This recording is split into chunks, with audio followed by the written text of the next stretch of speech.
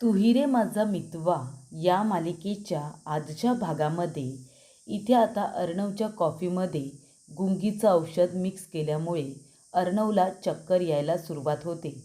तेव्हा प्रेक्षकांनो, ती मुलगी म्हणत असते, सर तुम्हाला काय होतं आहे? तेव्हा अर्णव म्हणत असतो की प्लीज प्लीज तू शिर्के किंवा माझी बायको मी सिंदूर यांना बोलाव ना. आणि तेव्हा प्रेक्षकांनो, अर्णवची अवस्था त्याच्या वडिलांसारखी झालेली असते आणि अचानकपणे तिथे मीडियावाले येतात. मीडियावाले म्हणत असतात की अर्णवराजे शिर्के, हॉटेलमध्ये तुम्ही ॲडच्या कॅम्पेनसाठी आला आहेत ना, मग तुम्ही हे सगळं काय करताय? ॲडच्या नावाखाली मुलींबरोबर तुम्ही असे आता वागता का? लाज नाही वाटत तुम्हाला मुलींबरोबर असे धंदे करताना? आतापर्यंत किती मुलींचं आयुष्य उद्ध्वस्त केलं आहे तुम्ही. ॲडच्या नावाखाली, कॅम्पेनच्या नावाखाली तुम्ही इथे छान आता मुलींचं आयुष्य उद्ध्वस्त करताय. तेव्हा प्रेक्षकांनो, पत्रकार आता वाटेल तसे आरोप इथे आता अर्णववरती करत असतात. तेव्हा ईश्वरी तिथे येते आणि ईश्वरी म्हणते की थांबा, प्लीज जा तुम्ही, प्लीज जा. तेव्हा इथे अर्णव त्या पत्रकारांवरती चिडलेला असतो. कारण का? ते नको नको ते वाईट साईड त्याला बोलत असतात आणि त्या मुलीलासुद्धा. तेव्हा ईश्वरी म्हणते की तुम्हीसुद्धा जा, असं त्या मुलीला सांगते. ती मुलगीसुद्धा आता तिथून निघून गेलेली असते. अर्णव म्हणत असतो, मी सिंदूर, आता तू जे काही बघितलंस ते सगळं खोटं होतं असं काही नाही आहे. मला फसवलं जाते, कुणीतरी मला फसवण्याचा प्रयत्न करतं आहे. मी खरंच सांगतो आहे, मी काहीच केलेलं नाही आहे. ती मुलगी इंटरव्ह्यूला आली, ती तिथे बसली होती, मी इथे बसलो होतो. मी तिला काही प्रश्न विचारत होतो, ती मला काही प्रश्न विचारत होती. आम्ही बोलत होतो. अचानकपणे मी कॉफी प्यायलो आणि मला चक्कर आली. त्या कॉफीमध्ये कोणी काहीतरी मिक्स केलं होतं मी सिंदूर, मला फसवण्यासाठी. तुझा माझ्यावरती विश्वास आहे ना? मी तुला फसवलेलं नाही आहे मी सिंदूर, प्लीज तू माझ्या बोलण्यावरती विश्वास ठेव. तेव्हा इथे ईश्वरी म्हणते, तुम्ही ठेवाल विश्वास? सांगा ना, तुम्ही ठेवाल का विश्वास? तेव्हा अर्णव म्हणतो, एक मिनिट, तू काय बोलण्याचा प्रयत्न करतेस? मला सांगशील मी सिंदूर? असं अर्णव विचारतो. तर इथे आलेली असते वल्लरी. वल्लरी म्हणत असते, अंजली बाळा हे घे, ही आहे छान अशी पेज.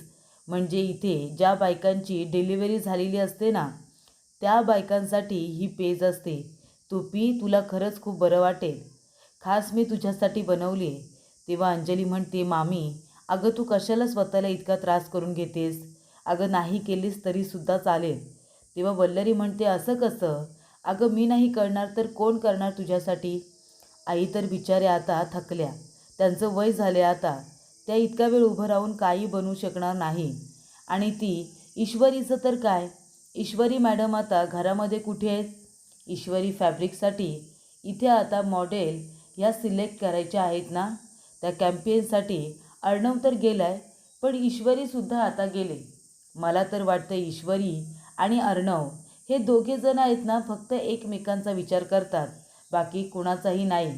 अर्णवने इथे आता ईश्वरी फॅब्रिकसाठी मॉडेल म्हणून ईश्वरीची निवड केली ना, तरीसुद्धा मला काही इथे आश्चर्य वगैरे वाटणार नाही. मला असं वाटेल अर्णव हेच करणार होता.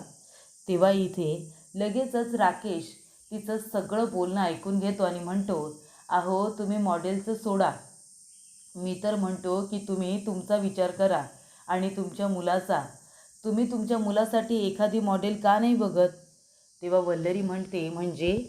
तेव्हा राकेश म्हणतो की तुम्ही तुमच्या मुलासाठी एखादी मुलगी बघा ना. म्हणजे मागे नाही का काल आकाशबरोबर एक मुलगी आली होती, ती मुलगी खरंच खूप छान होती, अगदी ईश्वरी मॅडम आहेत ना त्यांच्यासारखीच होती. तर तुम्ही त्या मुलीचा विचार आकाशसाठी का नाही करत? आपल्या दोघांचा जोडा किती छान दिसत होता हो. तेव्हा वल्लरी म्हणते, तुम्हाला नाही माहिती, तुम्हाला काही आठवत नाही आहे ना, ती ईश्वरीचीच बहीण आहे, कळलं तुम्हाला? मग ती तिच्यासारखीच असणार ना. तेव्हा राकेश म्हणतो, हो का? नाही मला काही आठवत नाही आहे ना, म्हणून म्हणालो. तुम्ही वाईट वाटून घेऊ नका, तुम्हाला काही राग वगैरे आला का? पण आता मुलगी चांगली आहे आणि त्या दोघींची आई त्या आल्या होत्या ना मागे, त्यासुद्धा खरंच खूप चांगल्या आहेत. चांगले संस्कार केलेत त्यांनी आपल्या मुलींवरती.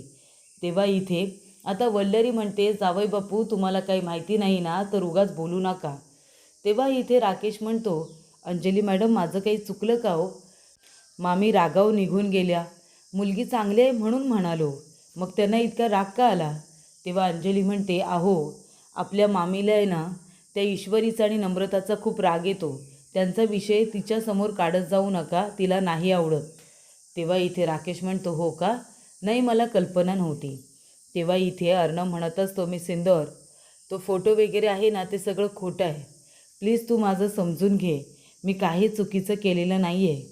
तेव्हा इथे ईश्वरी म्हणत असते की सर, जर हा फोटो खोटा असू शकतो तर त्यावेळचा हा फोटोसुद्धा खोटा असू शकतो ना सर, सांगा बरं.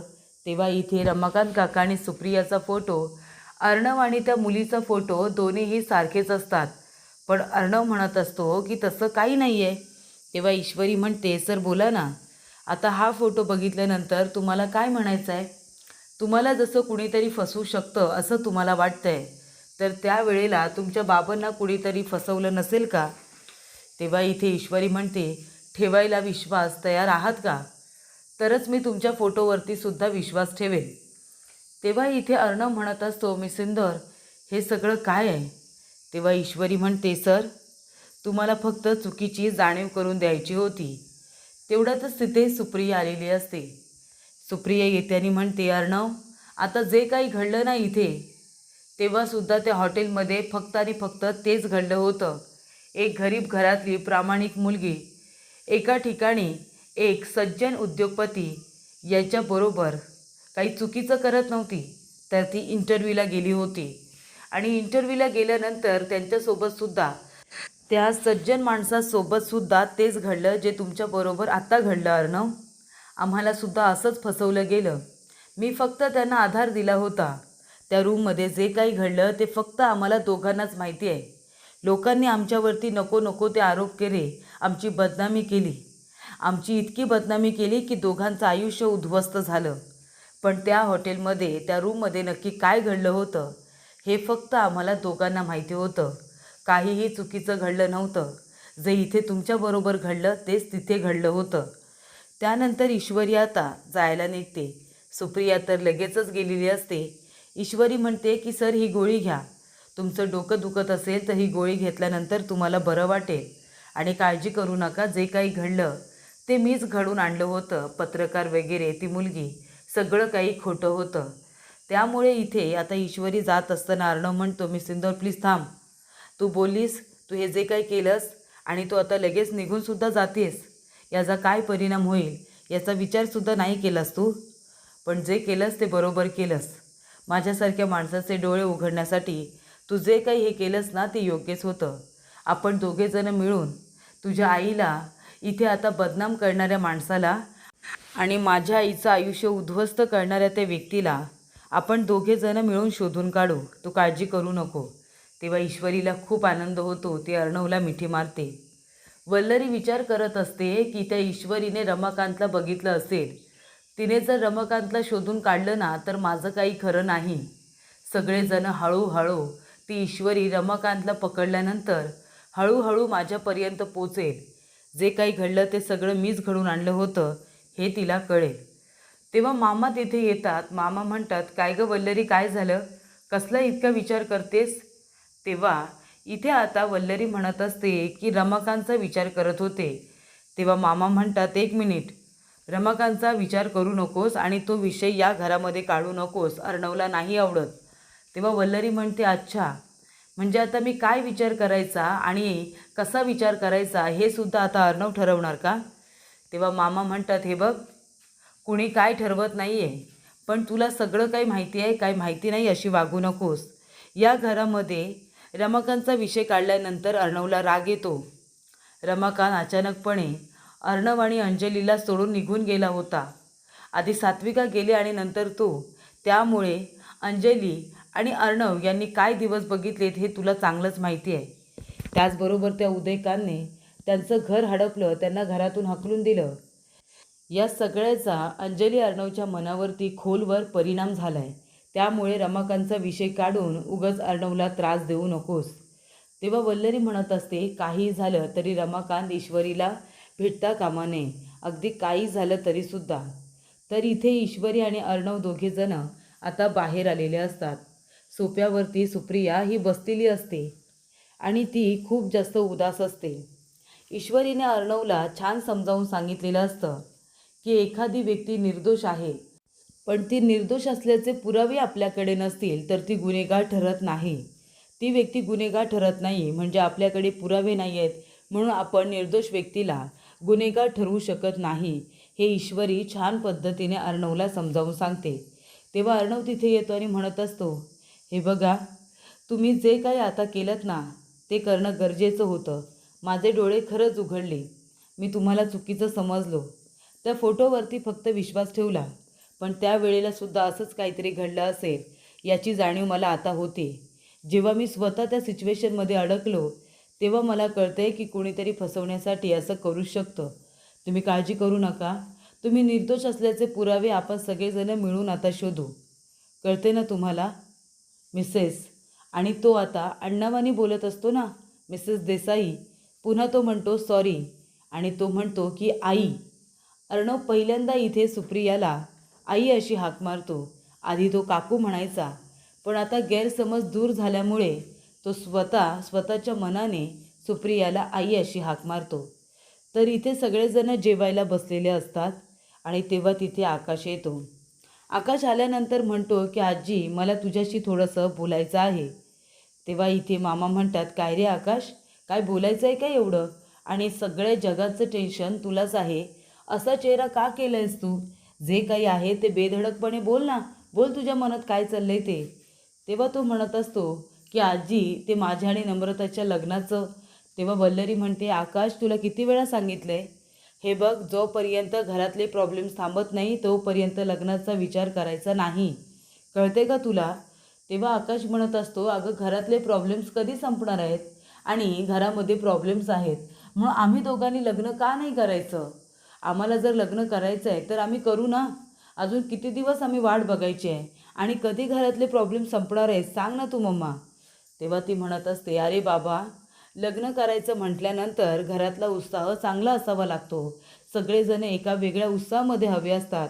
आता तिथे कुणाचाही उत्साह असा नाही आहे, कळतंय का? तेव्हा इथे तुला काय आपलं लागली लग्नाची घाई, ते नम्रता तुला सांगते आणि मग तू येतोस आमच्याजवळ बोलायला.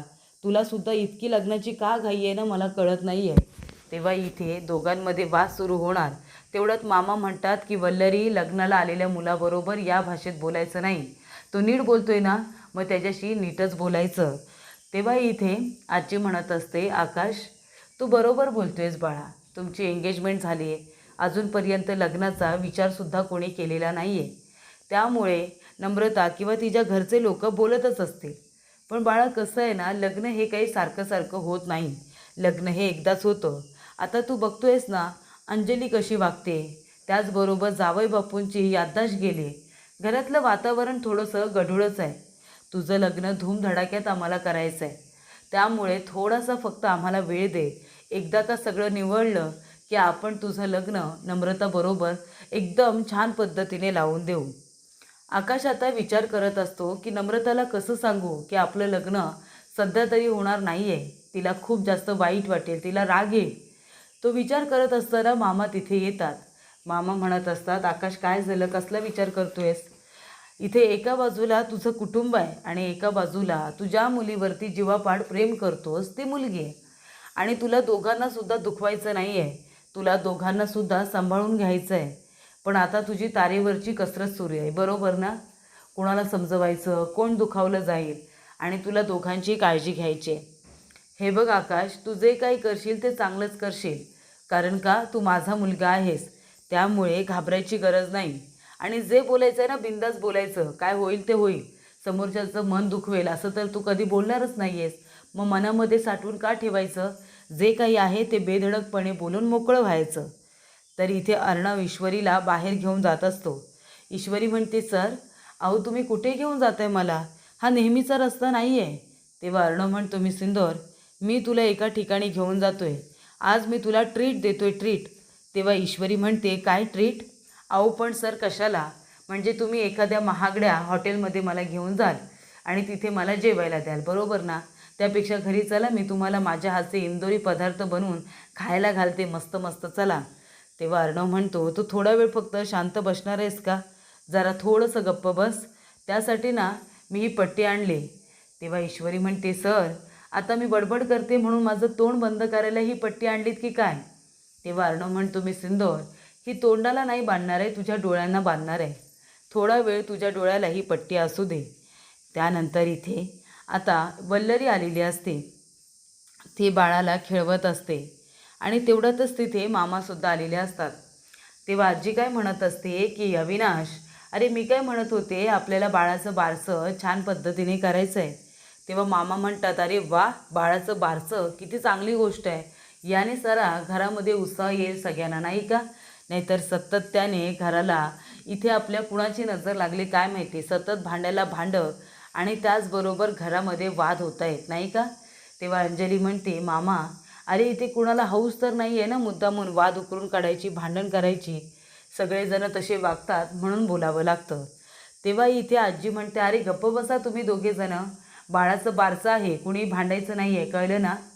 बाळाचं बारसं आपल्याला छान पद्धतीने करायचं आहे. तेव्हा वल्लरी आणि अविनाश, तुम्ही एक काम करा, पाहुण्यांची यादी करायला घ्या आणि सगळ्यांना एक एक करून निमंत्रणसुद्धा द्या. वल्लरी, विहीनबाईंना सुप्रियाला निमंत्रण तू देणार आहेस. त्या जेव्हा जेव्हा तुला भेटायला येतात तू त्यांना भेटणं टाळतेस. इतके दिवस झाले त्या ईश्वरी आणि नम्रताच्या आई आहेत, तुझ्या विहीनबाई आहेत हे तू विसरलीस. ते इतके दिवस येतात पण तू त्यांच्याशी काहीच बोलत नाही. तू का त्यांना टाळतेस? काही झालं तरी इथे आता बारशाचं आमंत्रण तूच द्यायचं, कळलं का? असं आजीने सांगितलेलं असतं. त्यानंतर अर्णव म्हणतो की मी सिंदूर, आपण आपल्या डेस्टिनेशनवरती पोचलेलो आहोत. ती म्हणते, काय असणार आहे? कुठलं तरी महागडं हॉटेलच असणार आहे, बाकी काय? तेव्हा अर्णव म्हणतो, तू डोळे उघडून बघ तर खरं, मी तुला कुठे घेऊन आलो आहे ते. तेव्हा ईश्वरी म्हणत असते, सर कसं आहे ना, तुम्ही माझ्या डोळ्याला पट्टी बांधली आहेत ना, अजून तरी मला अशी काही दिव्य दृष्टी मिळालेली नाही आहे जे डोळे बंद असतानासुद्धा मला दिसेल सर. तेव्हा तो म्हणत असतो, बरं बरं ठीक आहे, मी डोळ्याची पट्टी काढतोय तुझ्या. आणि अर्णव ईश्वरीच्या डोळ्याची पट्टी बाजूला काढतो आणि तिला म्हणतो, बघ समोर आता बघ. तेव्हा ईश्वरी समोर बघते तर सुनसान रस्ता असतो, रस्त्यावरती कुणीही नसतं, एखादी गाडी किंवा काहीच नसतं, फक्त सुनसान रस्ता असतो. तर पुढील भागामध्ये इथे आता अर्णव ईश्वरी दोघेजणं गप्पा मारत असतात. तेव्हा अर्णव काय म्हणतो, मी सिंदूर, मला असं वाटतं की त्यावेळेला जे काही घडलं ना ते कोणीतरी मुद्दामून घडून आणलं होतं. म्हणजे त्या व्यक्तीला बरोबर माहिती होतं की माझे बाबा कुठे जात आहेत, काय चाललं आहे, कुठे काय आहे, हे सगळं त्या व्यक्तीला माहिती आहे. मग कदाचित राज शिर्केच्या घरातली किंवा एकदम घनिष्ठ असणारी व्यक्ती तर नसेल ना, ज्याने माझ्या बाबांना आणि तुझ्या आईला फसवलं. जे कोणी आहेत ना, ही व्यक्ती जी कोणी आहे तिला मी शोधून काढणारच आणि त्या व्यक्तीला गुन्ह्याची शिक्षासुद्धा देणार. तेव्हा वल्लरी म्हणत असते की अर्णवसुद्धा आता ईश्वरीबरोबर सामील झाला खऱ्या गुन्हेगाराला शोधायला. हे दोघेजणं शोधत शोधत जर माझ्यापर्यंत पोचले ना तर माझं मात्र काही खरं नाही आहे आणि या सगळ्याला जबाबदार ती ईश्वरी आहे. त्यामुळे काही झालं तरीसुद्धा ईश्वरीला आता सोडायचं नाही. ईश्वरी माझ्या रस्त्यातला खूप मोठा काटा बनले. ईश्वरीचा काटा काढायचा, तिला बाजूला करायचं, असं वल्लरीने ठरवलेलं असतं.